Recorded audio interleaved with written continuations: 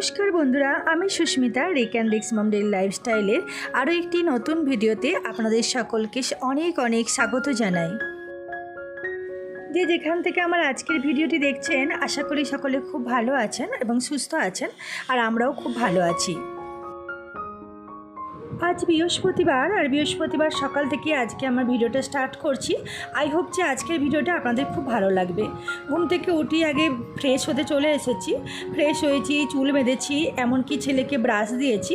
ওকে শেখাচ্ছি নিজে নিজে কী করে ব্রাশ করতে হয়, কিন্তু কিছুতেই ও নিজে নিজে ব্রাশ করতে পারে না।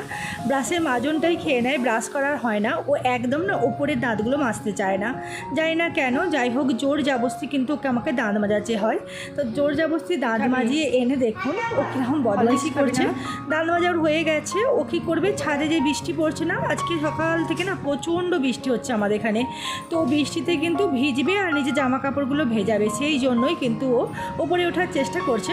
আর সেই ফাঁকে আমি চলে এসেছি রান্নাঘরে এসেই আমি হরলিক্স খুলে নিয়েছি রিক্সোনার জন্য আর আমার বাপির জন্য। আপনাদেরকে তো বলাই হয়নি যে আমার বাপির হাত ভেঙে গেছে, সেই জন্য বাপিকে আমি নিয়ে এসেছি আমাদের বাড়িতে। তো বাপির জন্য আর রিক্সোনার জন্য একটু হরলিক্স বানিয়ে নিচ্ছি, আর আমাদের চা। বাপিকে আর রিক্সোনাকে হরলিক্স দিয়ে আমরা চা খেয়ে নেব। আর আজকে তো সকালবেলা যে একটা ইন্ডিয়ান মম কিভাবে তার সকালবেলাটা স্পেন্ড করে বা কীভাবে সকালবেলাটা মেনটেন্স করে, সেটাই আমি আপনাদের সঙ্গে শেয়ার করবো বলেই আজকের ভিডিওটা স্টার্ট করেছি। জানি না আপনাদের কেমন লাগবে। তো আমার মর্নিং রুটিন আপনাদের কেমন লাগলো অবশ্যই কিন্তু কমেন্ট বক্সে জানাবেন। তো এদিকে আমার বাপির আর মায়ের চা বানিয়ে নিয়েছি, লিকার চা যেটা বলে রং চা। তো রং চা করে নিয়েছি। বাপিরটা মিষ্টি ছাড়া, চিনি ছাড়া, আমাদেরটা চিনি দেওয়া। তো চা বানানো হয়ে গেছে, এবার রুমে চলে যাচ্ছি। বাপিকে, রিক্সোনাকে সবাইকে খাইয়ে টাইয়ে নিয়ে আবার চলে আসবো রান্নাঘরে। আলু সিদ্ধ করবো আজকে মুড়ি খাবার জন্য, আর অন্য কিছু করব না। চা খাবি? কে চা খাবে রে? চা খাবি না হরলিক্স খাবি?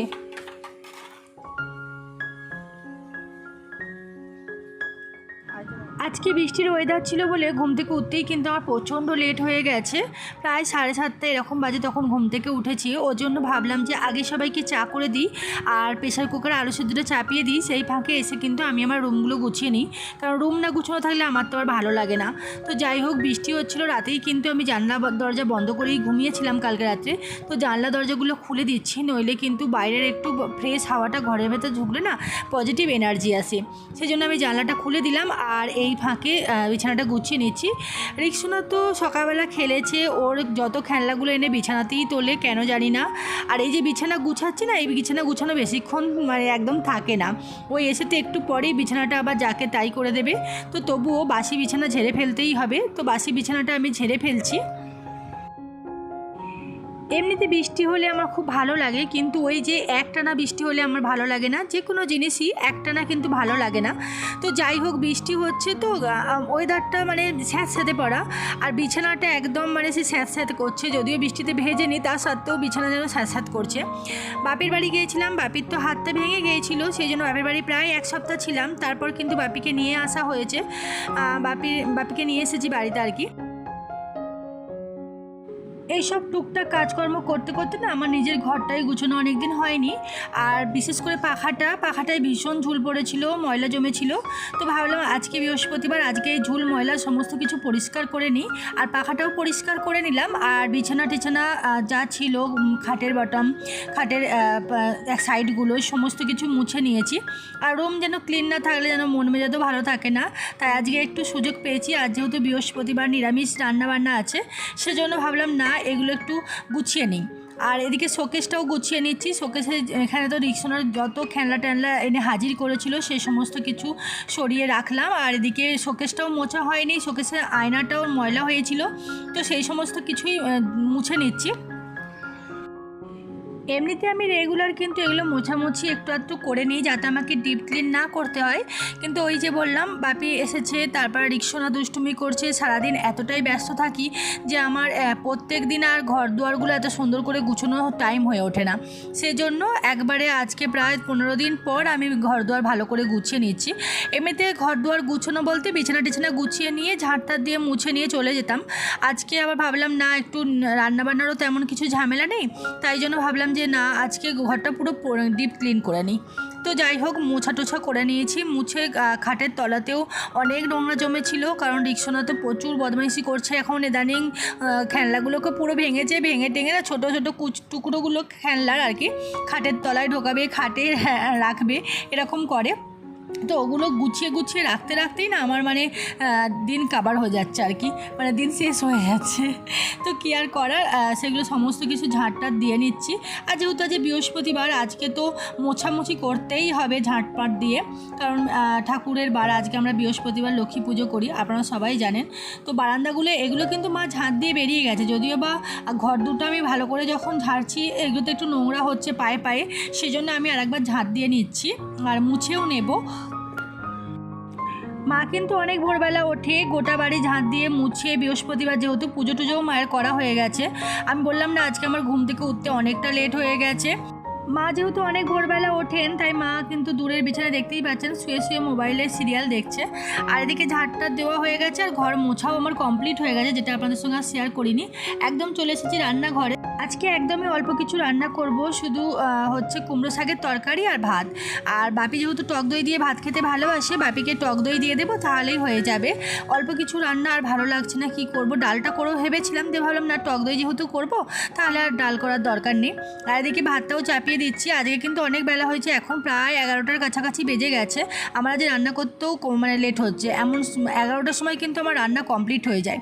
তো যাই হোক, এদিকে ভাত চাপিয়ে দিচ্ছি আর ওদিকে শাকের তরকারি, দুটো একসঙ্গে চাপিয়ে দিলে দুটো গ্যাসে করলে না খুব একটা দেরি হবে না।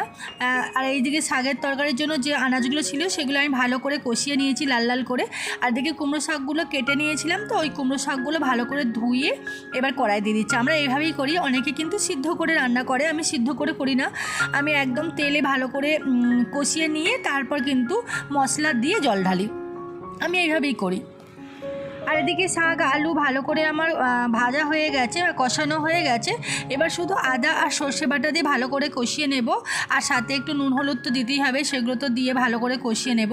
আর এদিকে যে আমি আনাজ কেটে রেখেছিলাম পেঁপেগুলো, এই ফাঁকে আমি না ধুয়ে নিচ্ছি, কারণ একটা একটা করে যদি কাজ না করতে থাকি ওই সবার শেষে করতে গেলে না প্রচণ্ড দেরি হয়ে যাবে। এদিকে শাকের তরকারিটা ততক্ষণ হচ্ছে, আর এদিকে কিন্তু সকালের যে মানে চা খাওয়ার যে বাসনগুলো হয়েছিল না, সেগুলো সমস্ত কিছু মেজে নিচ্ছি। একেবারে অনেক বাসন জড়ো হয়ে গেলে না আমার মাজতে ভালো লাগে না, আর একবারে অনেক বাসন যদি জমা কোনোদিন হয়েও যায় না, বেসিনটা দেখেই মনে হয় যে আহার বাসন মাজতে ভালো লাগছে না। ওর জন্য আমি কি অল্প অল্প করে বাসন মেজে ফেলি। এটা সকালের চা খাবারের বাসন, সমস্ত কিছু মেজে নিলাম। আবার রান্নাবান্না করছি, এই ফাঁকে রান্নাবান্না করতেও কিন্তু অনেক বাসন জড়ো হবে, সেগুলো কিন্তু রান্না করতেই আমি মেজে ফেলবো।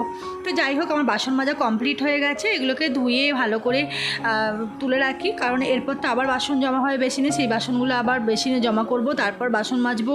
অনেক কাজ বাকি আছে, আর তাড়াতাড়ি করে কাজ করতে হবে, কারণ আজকে ওয়েদারটাও তো খারাপ, রিক্সোনাকে স্নান করানোর ব্যাপার আছে, তাড়াতাড়ি করে স্নান করে দিতে হবে, কারণ ওয়েদারটা একটু ঠান্ডাই আছে। আর আমার এদিকে কিন্তু রান্না প্রায় অর্ধেক হয়ে গেছে, অর্ধেক বলতে আজকে তো এমনিতেই কম রান্না করছি, ভাতটা উপর করে দিলাম। আর এদিকে শাকের তরকারি কিন্তু হয়ে গেছে, তো শাকের তরকারিটাও নামিয়ে নিচ্ছি। আজকে আর রান্না করেছি ঠিকই, রান্না করে কিন্তু প্রায় ঘড়িতে 2টো মতো হবে। আর রান্নাবান্না করে খাওয়া দাওয়া করে রুমে এসেছি, ছেলেকে ঘুম পাড়িয়ে দিয়েছি। আর ওয়েদার তো প্রচণ্ড খারাপ, মানে খারাপ বলতে এক পক্ষে ভালো, বর্ষাকালে বর্ষা হবে এটাই তো স্বাভাবিক।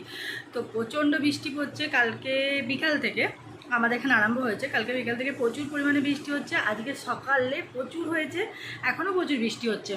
তো ওয়েদারটা প্রচুর বলতে কি, বর্ষাকালে যেমন সকালে খুব ঝমঝমে বৃষ্টি হচ্ছে, এখন হচ্ছে খুব হালকা বৃষ্টি হচ্ছে আর কি, মানে ক্রমাগত বৃষ্টি পড়েই যাচ্ছে এটা আর কি। তো রান্নাবান্না করেছি, সেটা আপনাদের সঙ্গে শেয়ার করেছি, কিন্তু খাওয়া দাওয়া হয়েছে বা খেয়ে নিয়েছি এটা শেয়ার করা হয়নি, কারণ প্রচণ্ড দেরি হয়ে গিয়েছিলো রান্নাবান্না করে। বাপিরও খিদে পেয়ে গিয়েছিলো আর বাবুরও খিদে পেয়ে গিয়েছিলো, তাই বাপিকে খেতে দিয়ে আমি খেয়ে নিয়ে আর বাবুকে ঘুম পাড়িয়ে দিয়েছি। আর আমি এখন খাটে বসেই আছি, এই যে খাটে বসে আছি, বাবু ঘুমিয়ে পড়েছে এদিকে।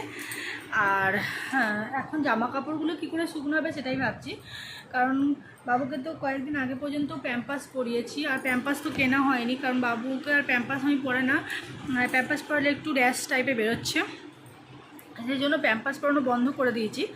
এখন এবার প্যাম্পাস পরাতেই হবে, কারণ এই বর্ষাকালে তো সকালের দিকে আরও জামা কাপড়গুলো শুকনো হচ্ছে না, যেগুলো মানে টয়লেট করা জামা কাপড়, যেগুলো রাতে ঘুমায় আর কি, কাঁথা যেগুলো থাকে, কাঁথা 2-3টে কাঁথা হয়, 2টো হয়, রাতে। তো ওই কাঁথাগুলো কেচেছি, জামা কাপড় কেচেছি, আমার জামা কাপড় কেচেছি, সমস্ত কিছু কাচাকাচি করেছি। কিন্তু এত ওয়েদারটা মানে বৃষ্টি পড়তে আছে, কী করে শুকনো করতে দেবো ছাদে। আর বারান্দায় অলরেডি সকালে জামা কাপড় এখনও পর্যন্ত ভিজে, শুকনো হচ্ছে না। দেখা যাক কী করি। জামা কাপড়গুলো হয়তো সিঁড়ির রেলিংয়েই মেলে দিতে হবে, বর্ষাকালে এরকমই হয়। তবে ভালো করে না শুকনো হলে আবার জামা কাপড় দিয়ে একটু গন্ধ বেরোয়। তো ঠিক আছে, এখন দুপুরে ঘুমিয়ে পড়ি। আর আজকের মতো ভিডিওটা আমি এখানেই এন্ড করছি, কারণ আর ভিডিওটা আগাতে ভালো লাগছে না। তো আমার ভিডিওটা কেমন লাগলো অবশ্যই কমেন্ট করে জানাবেন। আর আমি সকালবেলা কতটা কাজে ব্যস্ত থাকি সেটাই আপনাদের সঙ্গে আজ শেয়ার করলাম। তো অবশ্যই জানাবেন কেমন লাগলো। Tata, bye bye. চলুন একটু ঘুমিয়ে পড়ি, দেখা হবে নেক্সট ভিডিওতে। ততক্ষণে আপনারা সুস্থ থাকবেন, ভালো থাকবেন। টাটা।